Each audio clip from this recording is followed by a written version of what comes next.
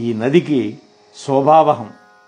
వివేకపూరితములైనటువంటి అనేక ప్రశ్నలు ఇందులో పడవలు, వివేకయుక్తాలైనటువంటి వాటి సమాధానాలు సమర్థులైన నావికులు. ఈ కథా శ్రవణానంతరం జరిగేటటువంటి చర్చలున్నాయే, అవి యశస్సు అనేటువంటి సరయూ తీరంలో సాగిపోయే యాత్రికులు. వారితోటి ఈ నది యొక్క శోభలు ఇనుమడిస్తూ ఉన్నాయి. పరశురాముడి కోపం, ఇందలి భయానకమైన ప్రవాహం, శ్రీరాముడి శ్రేష్టములైన వచనాలు, సుబద్ధమైన ఘట్టాలు, శ్రీరాముడి అతడి సోదరుల యొక్క వివాహ మహోత్సవాలు, ఈ నదీ ప్రవాహపు ఉచ్ఛల తరంగాలు, ఇవి తమ ఇంపు సొంపులతోటి అందరికీ హాయిని కూరుస్తూ ఉంటాయి. ఈ మహోత్సవాలు శ్రోతలను, వక్తలను హర్ష పులకాంకితులను చేస్తాయి. ఈ నది యందు ఓలలాడు వాళ్లే పుణ్యాత్ములు. శ్రీరాముని యొక్క యువరాజ పట్టాభిషేకానికి చేసే ఏర్పాట్లున్నాయే, ఈ పర్వదినాన నదీ తీరంలో చేరిన యొక్క యాత్రికుల సమూహాలవి. కైకేయి దుర్బుద్ధిన్నదే, అది తీరంలో ఉన్న నాచు, దానివల్ల ఘోర విపత్తు సంభవించడం సహజం. ఎందుకని ఆ నాచు వల్ల పాచి పడుతుంది, ఆ పాచి వల్ల జారిపడే అవకాశం ఉంది, అది ప్రమాదకరం అన్నమాట. అందుకని ఉత్పాతాలను అన్నింటినీ శాంతపరుస్తూ భరతుడి యొక్క చరిత్ర, నదీ తీరంలో అలరింపబడుచుండే జపయజ్ఞం, కలియుగ పాపాలను గురించి, దుష్టుల యొక్క అవగుణాలను గురించి చేయబడినటువంటి వర్ణనలున్నాయే, అవి ఈ నది అందలి మలినాలు, కాకులు, కొంగలు. శ్రీరాముడి యొక్క వైభవము అనేటువంటి ఈ నది 6 ఋతువులలో అన్ని వేళలలో శోభాయమానంగా ఉంటుంది. శివపార్వతుల యొక్క వివాహం హేమంత ఋతువు, శ్రీరాముడి యొక్క జన్మదినోత్సవం సుఖదాయకమైనటువంటి శిశిర ఋతువు, శ్రీరాముడి యొక్క వివాహ మహోత్సవ వర్ణన ఉందే, అది ఆనందము మంగళప్రదము అయినటువంటి ఋతురాజు అయినటువంటి వసంతకాలం. శ్రీరాముడి యొక్క వన ఆగమనం ఉందే, అది దుస్సహమైనటువంటి గ్రీష్మ ఋతువు. వనవాస సమయంలో ఉన్న కథలు తీవ్ర వాతతపాలు, అంటే తీవ్ర గాలులు, ఎండలు, భయంకరంగా రాక్షసులతో చేసిన యుద్ధాలున్నాయే, అది వర్ష ఋతువు. ఎందుకని వర్షపు చినుకుల్లాగా రామచంద్రుడి యొక్క దివ్య కోదండ నుంచి బాణాల వర్షం కురిసింది. ఇది పంట పొలాలకు వర్షంలాగా దేవతల పాలిటి వరప్రసాదం. శ్రీరాముడి యొక్క రాజ్య పాలనలో సుఖం, వినమ్రత, వైభవం అనేటువంటివి నిర్మలమైన, మనోహరమైన, సుఖప్రదమైనటువంటి శరదృతువు లాంటిది. పతివ్రత శిరోరత్నమైన సీతాదేవి యొక్క వర్ణన ఉందే, అది ఈ నదీ జలముల యొక్క నైర్మల్యం, నిర్మలత్వం, అపురూపమైనటువంటి గుణం. భరతుడి యొక్క స్వభావం వర్ణనాతీతమైనటువంటి నదీ శీతలత్వం.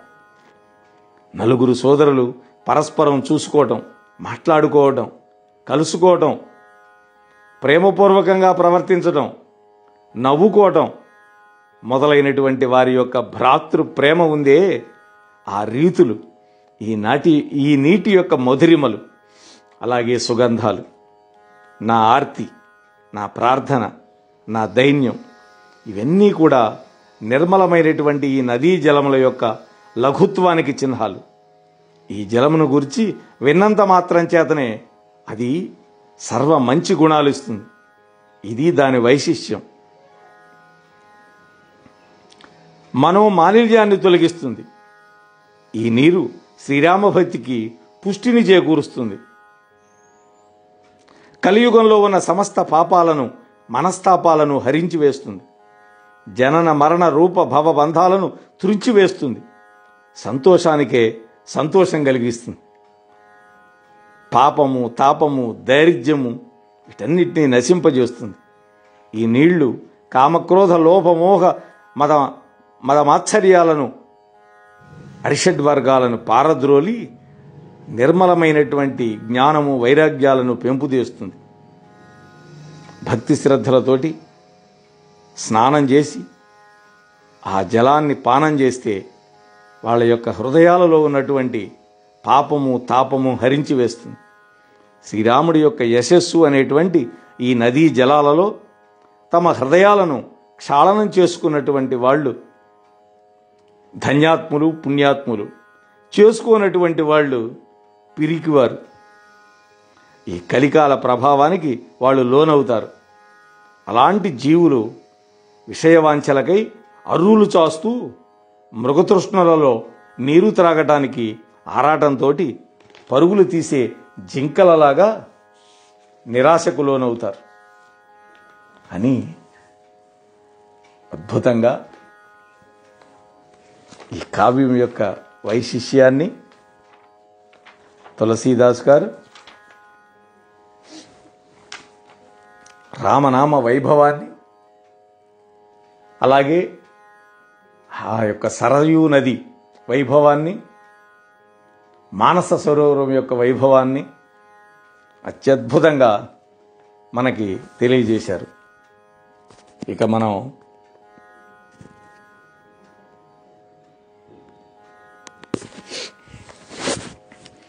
యాజ్ఞవల్క్యుడు భరద్వాజ మహర్షుల యొక్క సంవాదంలోకి ప్రవేశిద్దాం. ఇవన్నీ కూడా బాలకాండలో భాగంగానే చెప్పినవి. అయితే ఇప్పటి వరకు మనం ఆలోచించినవేవి వాల్మీకంలో లేవు. ముందే చెప్పాను ఏ విషయాలు ఈ గ్రంథంలో తులసీదాస్ గారు ప్రస్తావించారో మనం మొదటి రోజే చెప్పుకున్నాం. అందుకని వాల్మీకి రామాయణం అందరం విన్నాం, అనేక మంది కంఠాలలో విన్నాం, మనం చదువుకున్నాం కూడా. కానీ భక్తి ప్రధానమైనటువంటిది ఈ తులసీ రామాయణాన్ని కూడా మనం అనుసంధానం చేసినప్పుడే రామభక్తి ఏంటో, రామతత్వం ఏంటో మనకు బోధపడే అవకాశం ఉంటుంది. అందుకని ఈ గ్రంథాన్ని ఎత్తుకోవటం జరిగింది. అందులో పరమ పవిత్రమైనటువంటి మాసానాం మార్గశీర్షోహం అని భగవానుడు శ్రీకృష్ణుడు భగవద్గీతలో చెప్పాడు. అలాగే ధనుర్మాసం ఈ 17వ తేదీ నుంచి మనకి మొదలవుతోంది. మరి ధనుర్మాసంలో కూడా మరి విష్ణు ప్రీతికరమైనటువంటి మనం చెప్పుకోవాలి. విష్ణువు యొక్క మరి 16 గుణాలతోటి ప్రాదుర్భవించినటువంటి రాముడి యొక్క కథ చెప్పుకుంటే మనకి కలిదోషాలన్నీ అపహరింపబడతాయి, మటుమాయమైపోతాయి. అందుకని మనం ఈ గ్రంథాన్ని అనుసంధానం చేసుకుంటున్నాం. ఈ విషయం మాత్రం మరవవద్దు మిత్రులారా. సరే,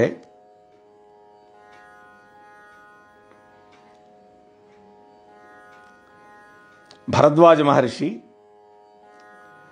ప్రయాగ నివాసి. ఇప్పుడు దాన్ని అలహాబాద్ అంటుంటారు, కానీ దాని పేరు ప్రయాగ. అంటే ప్రకృష్టమైనటువంటి యాగములు జరిగినటువంటి ప్రదేశం. అదే త్రివేణి సంగమం. అన్ని పురాణాలు మనకి దాదాపుగా నైమిషారణ్యంలోనే పుట్టినట్టుగా ఉంటుంది. కానీ దేవీ భాగవతం మనకి ఈ ప్రయాగలో చెప్పబడింది అని పెద్దలు అంటారు. సరే, ఈ భరద్వాజ మహర్షి ప్రయాగ నివాసి. భరద్వాజ గోత్రీకులు ఎంతోమంది ఉన్నారు, మహానుభావులు. వాళ్ళంతా ఈ ఋషి యొక్క సంతతే వాళ్ళు. ఈ మహర్షికి శ్రీరాముడి యొక్క పాదపద్మాల మీద ఎక్కువగా ప్రేమ. ఈ భరద్వాజుడు గొప్ప తపస్వి. శమ దమ దయాని విధానం, శమం దమం అంటే బాహ్యేంద్రియాలు అంతరింద్రియాలు నిగ్రహం కలిగినవాడు. అలాగే దయకి నిధానం, నిధానం అంటే నిధి. పరమార్థ మార్గాన్ని చక్కగా ఎరిగినటువంటి కుశలుడు. మాఘమాసంలో సూర్యుడు మకర రాశిలో ప్రవేశించినప్పుడు జనులందరూ కూడా తీర్థరాజ్యమైనటువంటి ప్రయాగను దర్శిస్తారు. ఎందుకని? అక్కడ గంగా, యమున, సరస్వతి ఈ 3 నదుల యొక్క సంగమం, త్రివేణి సంగమం. ఉత్తర భారతంలో వింధ్యాచలానికి ఉత్తరంలో ప్రతి మాసం కూడా కృష్ణపక్షంలో ప్రారంభమవుతుంది వాళ్ళకి, ప్రతి నెల. ఈ సందర్భానికి తగినట్టుగా చెప్పాలి అంటే వింధ్యకు దక్షిణాదిన ఉండేవాళ్ళు మనం పాటించేటటువంటి పుష్య బహుళ అంటే కృష్ణపక్షంలో వచ్చే పాడ్యమిని వాళ్ళు వింధ్యకు ఉత్తరాన ఉండేవాళ్ళు మాఘ బహుళ పాడ్యమిగా భావిస్తారు.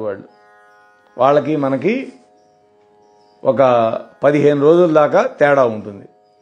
అందుకనే ఈ ఇస్కాన్ మందిరంలో వాళ్ళకి ఆ కార్తీక దామోదర పూజ మనకంటే 15 రోజులు ముందే మొదలవుతుంది. అది అంటే మనకి పౌర్ణమి, కార్తీక పౌర్ణమి వచ్చేసరికి వాళ్ళ దృష్టిలో కార్తీక మాసం పూర్తయిపోతుంది. అది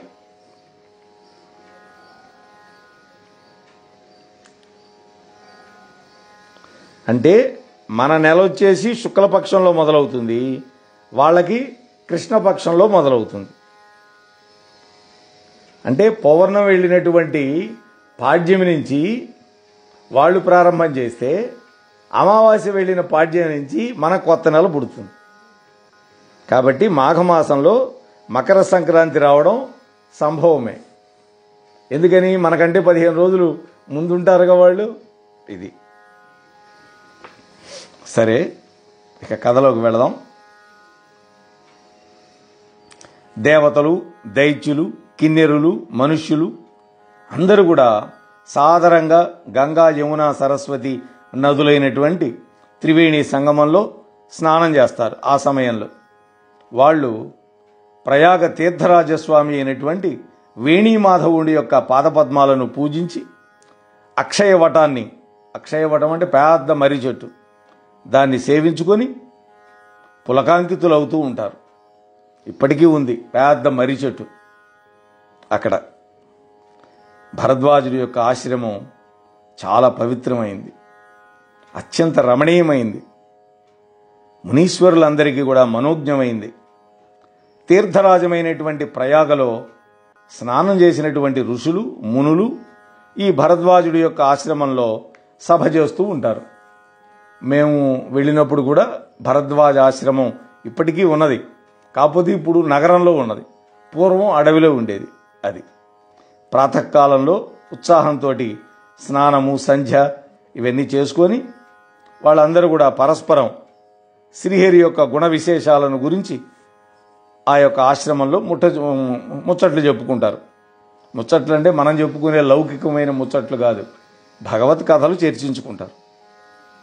ఆ మహర్షులు తమ యొక్క గోష్ఠులలో బ్రహ్మ నిరూపణం, ధర్మ విధానాలు, తత్వ విభాగాలు అంటే వేదాంతము, కర్మ మీమాంస, సాంఖ్య దర్శనాలు వీటన్నిటి గురించి చర్చిస్తారు. సాంఖ్యము అంటే జ్ఞానం అని. జ్ఞాన వైరాగ్యాలతో కూడినటువంటి భక్తిని గురించి కూడా వాళ్ళు ముచ్చటించుకుంటారు. ఈ విధంగా మాఘమాసం అంతా కూడా ప్రతిరోజు కూడా త్రివేణిలో స్నానం చేయటం, పిదప వాళ్ళ ఆశ్రమాలకు వెళుతూ ఉంటారు. ఈ ఆనందోత్సవం ప్రతి సంవత్సరం జరుగుతుంటుంది. ఈ మకర స్నానం అయిన తర్వాత మునీశ్వరులందరూ కూడా తమ తమ స్థానాలకు చేరుకుంటారు. ఒకానొకసారి ఈ మునీశ్వరులందరూ కూడా మకర స్నానాలు చేసి తమ ఆశ్రమాలకు వెళ్ళిపోయారు. కానీ భరద్వాజ మహర్షి పరమజ్ఞాని అయినటువంటి యాజ్ఞవల్క్య మహాముని యొక్క పాదాలకు నమస్కారం చేసి, ఈ యాజ్ఞవల్క్య స్మృతి అనే ఒక గ్రంథం ఉంది. మహర్షులు వాళ్ళ పేరుతోటి స్మృతి గ్రంథాలు రాశారు. అంటే బృహస్పతి ఒక గ్రంథం ఉంది, యాజ్ఞవల్క్యుడు ఉంది, అలాగే మనుస్మృతి ఉంది, పరాశరుడు రాసిన పరాశర స్మృతి ఉంది. ఇవన్నీ కూడా స్మృతి గ్రంథాలు. అటువంటి మహనీయుడైన యాజ్ఞవల్క్యుడు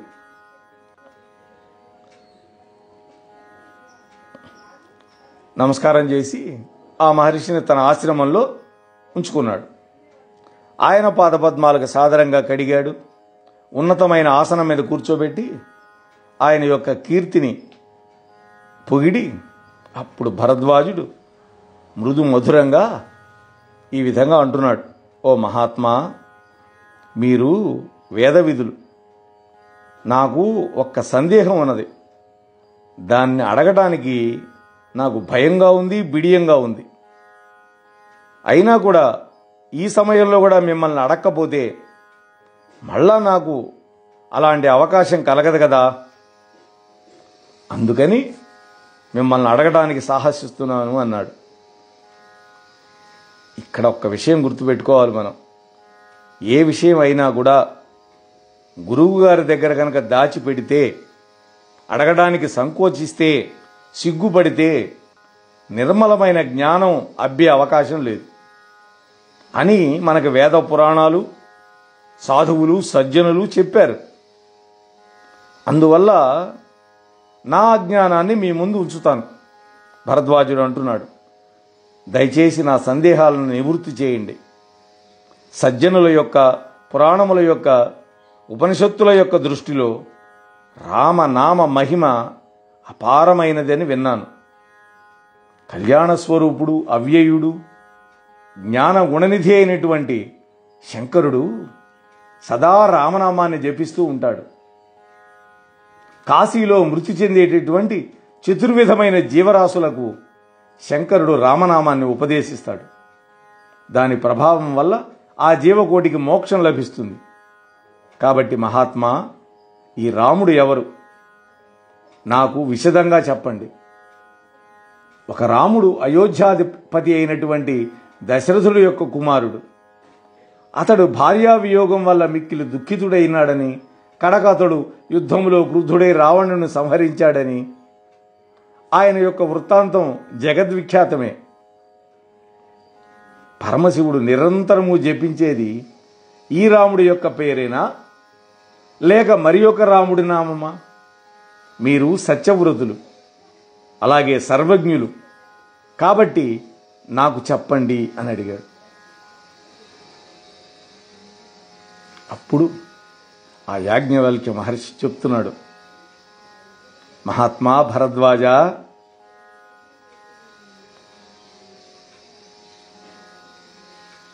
శ్రీరాముడి యొక్క వైభవం మీకు ఇదివరకే తెలుసు. మీరు త్రికరణ శుద్ధిగా రాముడి యొక్క భక్తులు. మీ చాతుర్యం నాకు తెలుసు. శ్రీరాముడి యొక్క గుణగణాలను మళ్ళీ వినాలి అని తెలియని వాడిలాగా నన్ను ఇలా ప్రశ్నిస్తున్నారు. నాయనా, ఏకాగ్ర చిత్తంతో విను. చూసారా, ఆయనకి తెలిసి కూడా అడిగాడు అంటే మనల్నందరినీ అనుగ్రహించడానికి అడిగాడు. ఇది తెలుసుకోవాలి. పార్వతీమాత కూడా పరమేశ్వరుని అడుగుతుంది. ఎందుకని? ఆమె బిడ్డలం మనమంతా, మన కోసం అడుగుతుంది. శ్రీరాముడి యొక్క మనోహరమైన కథను వివరిస్తాను. మహామోహము అనేటువంటి మహిషాసురుణ్ణి కడతేర్చడానికి శ్రీరాముడి కథ కాళీమాత వంటిది. అది చంద్రుడి యొక్క వెన్నెల లాంటిది.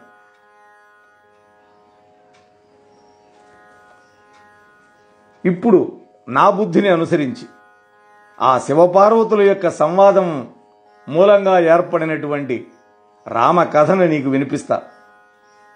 ఆ సంవాదం ఎప్పుడు ఎందుకు జరిగిందో కూడా విను. మునీశ్వర, అప్పుడు మీ సందేహం దూరం అవుతుంది. త్రేతాయుగంలో ఒకసారి శివుడు అగస్త్యుడి దగ్గరికి వెళ్ళాడు. జగజ్జనని అయినటువంటి సతీదేవి కూడా ఆయన్ని అనుసరించింది. అప్పటికి పార్వతీదేవి రాలా. అగస్త్య మహర్షి సర్వేశ్వరుడైనటువంటి శంకరుడిని పూజించాడు, అమ్మవారిని పూజించాడు. ఆ సమయంలో మునిశ్రేష్ఠుడైనటువంటి అగస్త్యుడు శ్రీరాముడి యొక్క కథను సవిస్తరంగా వినిపించాడు. దానిని విన్నటువంటి మహేశ్వరుడు ఆనందపడ్డాడు. తర్వాత మహామహిమాన్వితమైనటువంటి హరిభక్తిని గురించి అగస్త్యుడు శివుడిని అడిగాడు. మన పురాణాలు, మన కథలు, మన ఇతిహాసాలన్నీ కూడా మహాత్ముల యొక్క సంవాద రూపంలో మనకు వచ్చినాయి. అప్పుడు ఆ అగస్త్యుడిని అర్హుడిగా తలంచి ఈశ్వరుడు హరిభక్తి యొక్క మాహాత్మ్యాన్ని చెప్పాడు. ఈ విధంగా హరి యొక్క గుణగణాలను వినిపించేటటువంటి శంకరుడు అక్కడ కొంతకాలం గడిపాడు. పిమ్మట అగస్త్య మహాముని వీడుకొని ఆ మహేశ్వరుడు సతీ సమేతుడై కైలాసానికి బయలుదేరాడు. అదే సమయంలో శ్రీహరి భూభారాన్ని తొలగించడానికి శ్రీరాముడుగా రఘువంశంలో అవతరించాడు. పితృవాక్య పరిపాలన కోసం రాజ్యాన్ని విడిచిపెట్టి ఆ రామచంద్ర ప్రభు దండకారణ్యంలో మునివేషంలో సంచరిస్తూ ఉన్నాడు. ఆ సమయంలో అప్పుడు శివుడు ఇలా అనుకున్నాడు, నేను శ్రీహరి యొక్క దర్శనం చేసుకోవటం ఎట్లా? ప్రభు ఇప్పుడు మారు రూపంలో అవతరించాడే, నేను గనక అక్కడికి వెళితే ఆయన ఎవరో అందరికీ తెలిసిపోతుంది. చూసారా, రాముడు విష్ణువు అని తెలిసిపోతుంది అని మహాదేవుడు ఆలోచిస్తూ వెళ్ళాడు. శంకరుడి యొక్క హృదయం ఊగిసలాటకు లోనైంది. సతీదేవికి ఈ విషయం తెలియదు. శంకరుడి యొక్క కన్నులు శ్రీహరిని దర్శించడానికి తొందరపడుతూ ఉన్నాయి. మనసేమన్నా భయాందోళనకు గురి అయింది అని తులసీదాస్ చెప్తూ ఉన్నాడు. మానవుడి యొక్క చేతిలోని తనకు మరణం సంభవించినట్లు రావణుడు బ్రహ్మ నుండి వరం పొందాడు. మానవుడి చేతిలో మరణం అని. మానవులు వానరులు ఈ రెండు జాతులను విడిచిపెట్టేశాడు. ఎందుకని? వాడి దృష్టిలో వాళ్ళు అల్పులని. బ్రహ్మవాక్కును సత్యం చేయడానికి కోసం శ్రీహరి ఇప్పుడు రాముడుగా వచ్చాడు, మానవుడిగా వచ్చాడు. నేను ఇప్పుడు వెళ్ళి ఆయన్ని గనక దర్శింపపోతే తర్వాత నాకు పశ్చాత్తాపం మిగులుతుంది అనుకున్నాడు శివుడు. ఈ ఆలోచనలతోటి శంకరుడి యొక్క మనస్సు స్థిరం లేదు. ఇంతలోనే నీచుడైనటువంటి రావణుడు మారీచుడనే రాక్షసుడిని తన వెంట తీసుకొని పోయినాడు.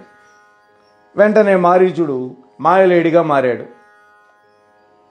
శ్రీహరి యొక్క శక్తిని ఎరగనటువంటి ఆ మూర్ఖ రావణుడు మోసంతో వైదేహీదేవిని అపహరించాడు. మాయామృగాన్ని వధించి శ్రీరాముడు లక్ష్మణుడితో కూడి ఆశ్రమానికి వచ్చాడు. ఆశ్రమంలో సీతమ్మ కనపడల. దుఃఖపడిపోయినాడు రాముడు. అప్పుడు ఆ శ్రీరామచంద్రుడు సామాన్య మానవుడిలాగా విరహ వ్యాకులుడైనాడు. సోదరులిద్దరు కూడా సీతాదేవి కోసం అడవంతా గాలిస్తూ ఉన్నారు. సీతారాముల యొక్క సంయోగానికి ఎన్నడూ వియోగం అనేటువంటి మాటే లేదు. అటువంటి శ్రీరాముని యందు విరహ శోకం ప్రత్యక్షంగా కనపడింది శివుడికి. శ్రీ రఘునాథుడి యొక్క చరిత్ర చిత్రాతి చిత్రమైంది. దానిని కేవలం జ్ఞానులే తెలుసుకోగలుగుతారు. మందబుద్ధులు మోహవశం వల్ల విపరీతార్థం చేసుకుంటారు. ఆ సమయంలో శివుడు శ్రీరామచంద్ర ప్రభువును చూచాడు. ఆ శివుడి యొక్క హృదయం ఆనందంతో పొంగిపోయింది. ఆ శోభానిధి అయినటువంటి శ్రీరాముణ్ణి శివుడు కన్నుల పండుగగా చూశాడు.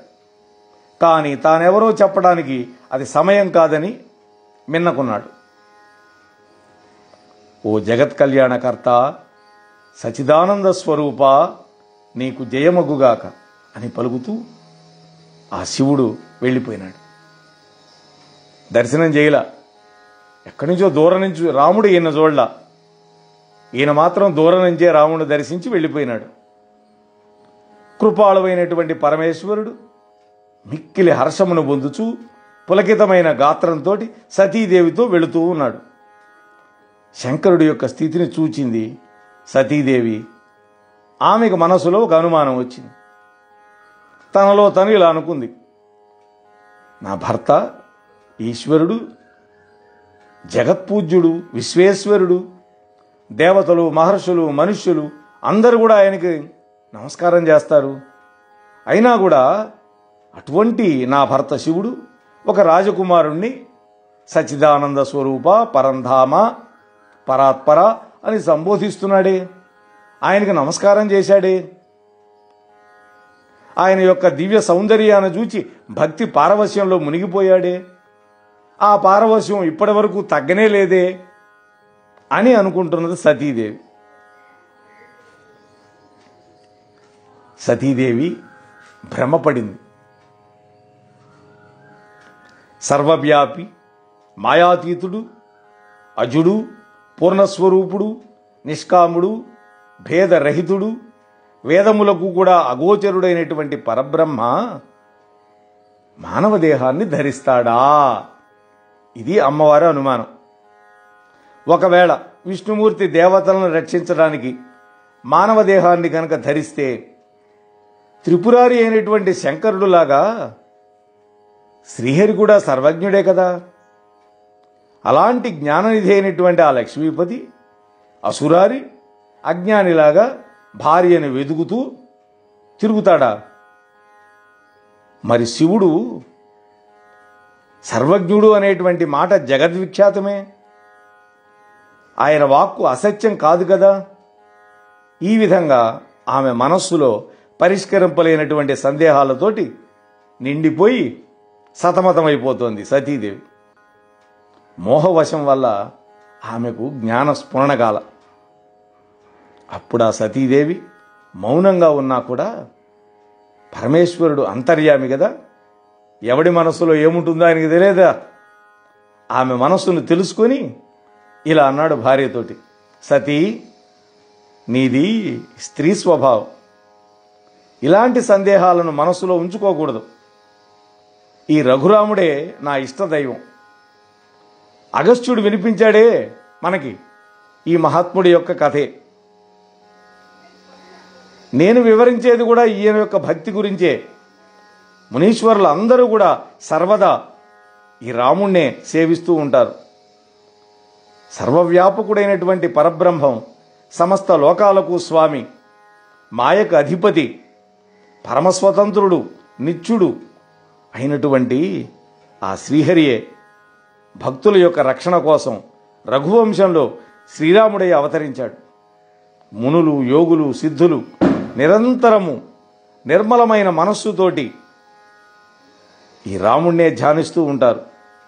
వేదాలు, పురాణాలు, శాస్త్రాలు నేతి నేతి అని ఆయన యొక్క వైభవాన్ని ప్రస్తుతి చేస్తూ ఉంటాయి. నేతి ఇందాక చెప్పుకున్నాం, అందుకని మళ్ళీ దాని జోలికి వెళ్ళటల్లా. పరమశివుడు పెక్కు పర్యాయాలు చెప్పినా కూడా ఆ ఉపదేశం సతీదేవి మనస్సులో నాటుకోల.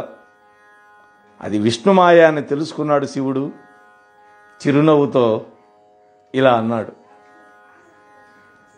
సతీ, నీ మనస్సులో అనుమానం ఉంటే స్వయంగా నువ్వే వెళ్ళి పరీక్షించి నీ అనుమానం నివృత్తి చేసుకో.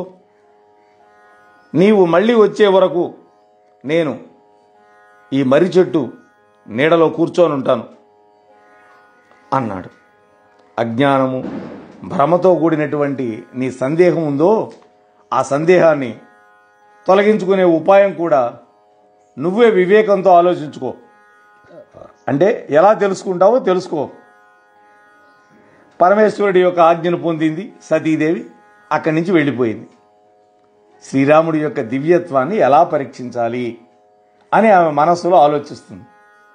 అక్కడ శివుడు ఈ విధంగా ఆలోచిస్తున్నాడు.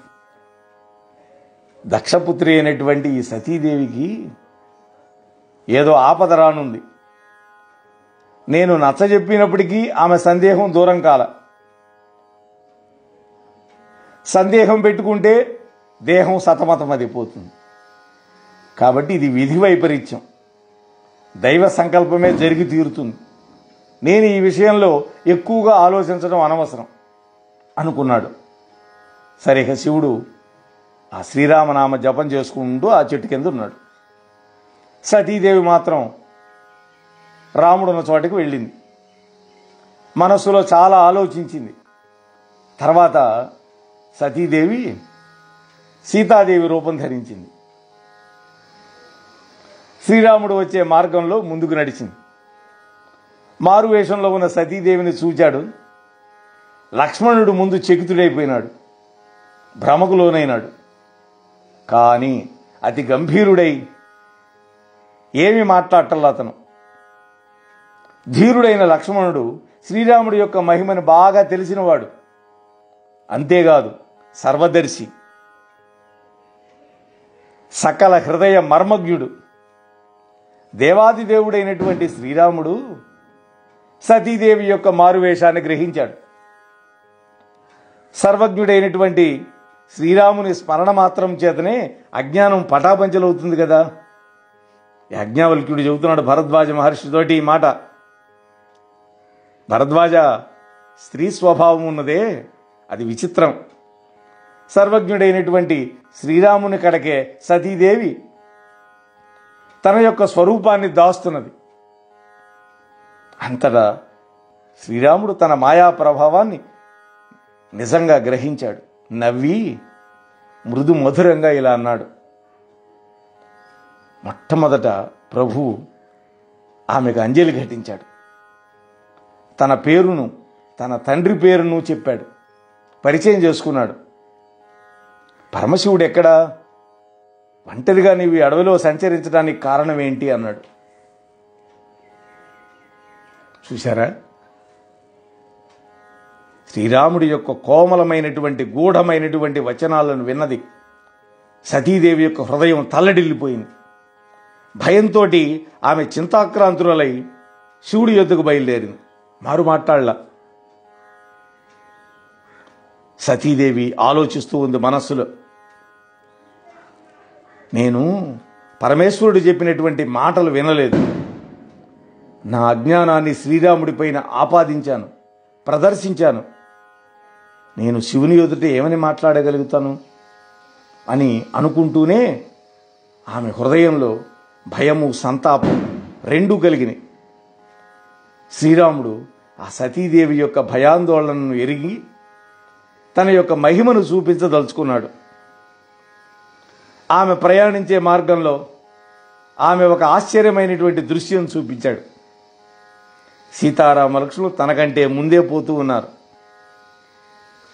వెనకకు మరలు చూచినప్పుడు అక్కడ కూడా సీతారాములే కనపడ్డారు. ఆశ్చర్యపోయింది ఆమె. ఎటువైపు చూచినా కూడా రామచంద్ర ప్రభువు సిద్ధులతోటి, మునీశ్వరులతోటి సేవించబడుతూ ఉన్నట్టు కనపడ్డాడు. పెక్కుమంది బ్రహ్మ విష్ణు మహేశ్వరులను చూచింది ఆమె. వాళ్ళు ఒకరికి మరి ఒకరు ప్రభావ మహితులుగా కనపడ్డారు. దేవతలందరూ వివిధ వేషాలతోటి శ్రీరామచంద్రుడికి ప్రణమిల్లి ఆరాధిస్తూ ఉండటం ఆమె చూచింది. ఆమె పెక్కుమంది సతీ, లక్ష్మి, సరస్వతి మొదలగు దేవతలను చూచింది. తనలాంటి వాళ్ళని చాలామంది కనపడ్డారు. బ్రహ్మాది దేవతలు ఏ ఏ వేషాలను ధరించి ఉంటారో వీరు కూడా వాళ్ళకి తగిన వేషంలోనే ధరించి ఉన్నారు. సతీదేవి అన్ని వైపుల అందు కూడా శ్రీరామచంద్రుడి యొక్క పత్ని సమేతంగా ఉన్న దేవగణాలను చూచింది. సకల చరాచర ప్రపంచం, సర్వ ప్రాణికోటిని ఆమె చూసింది. దేవతలు అనేక రూపాలలో ఆ ప్రభువుని సేవిస్తూ ఉన్నారు రాముణ్ణి. సీతారాములు అనేకులు ఉన్నా కూడా వారి రూపములు మాత్రం ఒక్కటిగానే ఉన్నాయి. దేవతా రూపాలలో ఉన్న సీతారాముల యొక్క ఆకృతులలో భిన్నత్వం లేదు. అంతటా కూడా సీతారామ లక్ష్మణులనే దర్శించింది. సతీదేవి చకితురాలైపోయింది. ఆందోళన చిత్తంతో దేహం యొక్క స్మృతిని కోల్పోయింది. కన్నులు మూసుకుంది. మార్గమధ్యంలోనే కూర్చుండిపోయింది. కన్నులు తెరిచినంతనే పూర్వం కనిపించినటువంటి దృశ్యాలన్నీ మాయమైపోయినాయి. మాటి మాటికి సీతారాములకు నమస్కరిస్తూ శివుడి దగ్గరికి వెళ్ళింది. అప్పుడు ఆ దగ్గరకు వచ్చినటువంటి సతీదేవిని శివుడు నవ్వుతూ కుశల ప్రశ్నలు వేశారు. ప్రభువుని ఎలా పరీక్షించావు, నాకు వివరంగా చెప్పు అన్నాడు. శ్రీరాముడి యొక్క ప్రభావాన్ని తెలుసుకొనగోరినటువంటి సతీదేవి నిజాన్ని కప్పిపుచ్చి మాట్లాడింది. ఇక్కడ భర్త దగ్గర, స్వామి నేనేం పరీక్షించలా, అక్కడికి వెళ్ళి మీలాగానే శ్రీరాముడికి నమస్కారం చేసి, మీ వచనాలు అసత్యాలు కానేరవు, నాకు మీ మీద పూర్తిగా విశ్వాసం ఉంది, అందుకని నేనేం పరీక్ష చేయలేదు, మీరు చేసినట్టే నేను కూడా నమస్కారం చేసి వచ్చానంది. అప్పుడు పరమేశ్వరుడు ధ్యానముద్రలోకి వెళ్ళిపోయాడు. సతీదేవి పొందినటువంటి విచిత్రమైన అనుభవాలన్నిటినీ గ్రహించాడు. సతీదేవి నోటి నుండి అబద్ధాలు రావడానికి శ్రీరాముడి యొక్క మాయ తప్ప వేరే కారణం ఉండదు అనుకున్నాడు. రాముడి యొక్క మాయకు నమస్కారం చేశాడు. పిమ్మట శివుడు శ్రీహరి యొక్క సంకల్పం, విధి నిర్ణయము బలీయమని భావించాడు. సతీదేవి సీతాదేవి రూపాన్ని ధరించడం తెలుసుకున్నాడు. ఆయన మిక్కిలి విచారపడ్డాడు. నేనిప్పుడు ఈమెను పత్ని ప్రేమతో చూస్తే భక్తి మార్గానికి కళంకం ఏర్పడుతుంది, ఇది నీతి విరుద్ధం అవుతుంది అనుకున్నాడు. సతీదేవి పరమ పావన చరిత్ర. ఆమెను దూరం చేసుకోవడం ధర్మం కాదు, ప్రేమతో ఆదరించడం దోషం అవుతుంది అని విచారపడుతూ ఆ శివుడు మౌనం దాల్చాడు. కానీ ఆయన హృదయం సంతాపంతో నిండిపోయింది. అప్పుడు పరమశివుడు శ్రీరాముడి యొక్క దివ్య చరణార విందాలను మనస్సులో స్మరించుకున్నాడు. ఈ శరీరంతో సతీదేవిని దాంపత్య భావంతో చూడను అని నిర్ణయం చేసుకున్నాడు. వెంటనే స్థిరమైన బుద్ధితోటి శ్రీరాముడిని స్మరించుకుంటూ కైలాసానికి వెళ్ళాడు. అప్పుడు ఒక మనోహరమైనటువంటి ఆకాశవాణి వినపడింది. మహాదేవా, నీకు జయము. మీరు భక్తితో తీసుకున్నటువంటి ఈ నిర్ణయం ఉత్తమమైంది. మీరు తప్ప ఇలాంటి ప్రతిజ్ఞను ఎవ్వరూ చేయలేరు. మీరు శ్రీరామ భక్తులు, సమర్థులు, సాక్షాత్తు పరమేశ్వరులు అని ఆకాశవాణి పలుకులు విని సతీదేవి మనస్సులోనే భీతిల్లింది. సంకోచంతో శంకరుణ్ణి అడిగింది, ఓ కృపాళువు, ప్రభు, మీరు చేసిన ప్రతిజ్ఞ ఏంటి? మీరు సత్యస్వరూపులు కదా, దయానిధులు కదా అని ఆ సతీదేవి పరిపరి విధాలుగా అడిగింది. ఎంత అడిగినా కూడా శివుడు సమాధానం చెప్పల. సతీదేవి యొక్క మనస్సు ఆందోళనకు గురైంది. సర్వజ్ఞుడైన పరమేశ్వరుడు అంతా తెలుసుకున్నాడు. స్త్రీ స్వభావం వల్ల నేను మూర్ఖత్వంగా వివేకహీనురాలనై పరమ ప్రేమ స్వరూపాన్ని తెలుసుకోలేకపోయినాను. నీరు కూడా పాలతో కలిసినప్పుడు పాలతో సమానంగా అమ్మబడుతుంది. కానీ అందులో కపట రూపం అనేటువంటి ఆమ్లం పడినటువంటి ఆమ్లం గనక పడితే అప్పుడు ఆ పాలు విరిగిపోతాయి. నీళ్లు పడితే ఏం కావు, నీళ్లు వేరగుతాయి. రుచి ఉన్నదే అది మారిపోతుంది. నీళ్లు కలిస్తే చిక్కని పాలకి నీళ్లు కలిపిన పాలకి రుచిలో తేడా ఉంటుంది. సతీదేవి తాను చేసినటువంటి పని తలుచుకొని చాలా చింతించింది. చెప్పలేని విచారం పొందింది. కృపాసముద్రుడైన పరమేశ్వరుడు మిగుల గంభీరుడు, అందువల్ల నా అపరాధాన్ని గురించి బయటికి ఏం అనలేదు అని తనలో తాను అనుకుంది. సతీదేవి శివుడి యొక్క ముఖ కవళికల్లో మార్పులు గమనించింది. ప్రభువు తనను పరిచయించాడని తలంచుకుంది. చాలా ఏడ్చింది. కానీ తన తప్పిదాన్ని తలుచుకొని ఇంకేమీ మాట్లాడలేకపోయింది. ఆమె మనస్సు కొలిమిలాగా లోపలే మండిపోతూ ఉన్నది. సతీదేవి విచారాన్ని గ్రహించాడు శివుడు. ఆమె సంతోషానికై మార్గంలో అనేకమైన కథలు చెబుతూ కైలాసానికి తీసుకువెళ్ళాడు. తన ప్రతిజ్ఞను మాత్రం జ్ఞాపకం చేసుకొని ఒక వటవృక్షం నీడలో పద్మాసనం వేసుకొని ధ్యానమగ్నుడైపోయాడు శివుడు. తన సహజ స్వరూపమైన స్థితుడై అఖండమైన సమాధిలో ఉండిపోయాడు శివుడు. సతీదేవి కైలాసంలోనే ఉంది. ఆమె చాలా చాలా పరితాపం చెందుతూ ఉన్నది. ఈ రహస్యం ఎవరికీ తెలియదు. ఆమెకు రోజుకు ఒక యుగంగా గడుస్తున్నది. ప్రతిరోజు సతీదేవి హృదయం విచారంతో బరువెక్కుతున్నది. ఈ శోక సముద్రాన్ని ఎలా దాటాలి? నేను రఘురాముని అవమానపరిచాను. నా భర్త మాటలను అసత్యాలుగా భావించాను. అందుకనే విధాత నాకు తగిన శిక్ష వేశాడు. కానీ శంకరుణ్ణి విడిచిపెట్టి నేను ఎలా ప్రాణాలతో ఉండగలను అని చెప్పలేనంతగా బాధపడుతూ ఉంది. పిదప ఆత్మ పరిశీలన చేసుకుంది సతీదేవి. తన మనస్సులో రాముణ్ణి స్మరించింది. ఇలా ప్రార్థించింది, ప్రభు, నీవు దయానిధివి, వేదాలు నిన్ను ఆపద్బాంధవుడు అని ప్రస్తుతించాయి. ఈ శరీరాన్ని త్యజించడానికి నన్ను అనుగ్రహించు. నీకు ఇవే నా ప్రణామాలు.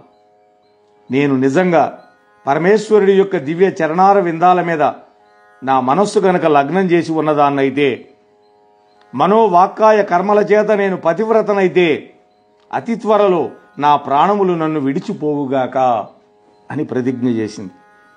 కాబట్టి సర్వసాక్షి ప్రభు, నేను ప్రాణాలను త్యజించడానికి అనువైనటువంటి ఏదైనా ఒక ఉపాయాన్ని ఆలోచించు.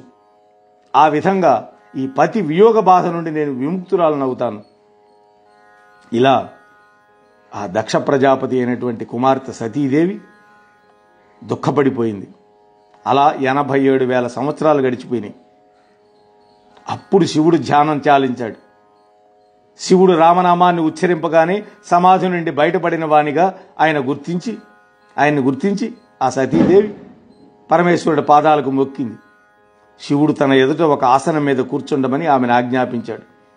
ఆమెకు మధురమైనటువంటి శ్రీహరి కథలను వినిపించాడు. అప్పటికి సతీదేవి తండ్రి అయినటువంటి దక్షుడు ప్రజాపతి అయినాడు. బ్రహ్మ ఆయనకు ఆ పదవి తగినవాడిగా భావించి ప్రజాపతులకు అందరికీ నాయకుడిగా చేశాడు. అలాంటి ఉన్నత పదవి లభించగానే దక్షునికి గర్వం తలకెక్కింది. ఈ ప్రపంచంలో అధికార మదోన్మత్తుడు కానివాడు ఎవడుంటాడు? అలా దక్షుడికి ఎలా మదం తలకెక్కింది? మరి సతీదేవి తన యొక్క శరీరాన్ని ఎలా విడిచిపెట్టింది? మొదలైనటువంటి దివ్యమైనటువంటి కథలతోటి మనం మళ్ళీ రేపటి రోజు కలుసుకుందాం. అంతవరకు స్వస్తి. మానవాణి తెలుగు పోడ్కాస్ట్ ఛానల్ ని లైక్, షేర్, సబ్స్క్రైబ్ చేయండి. ప్రక్కనున్న గంటను మ్రోగించండి.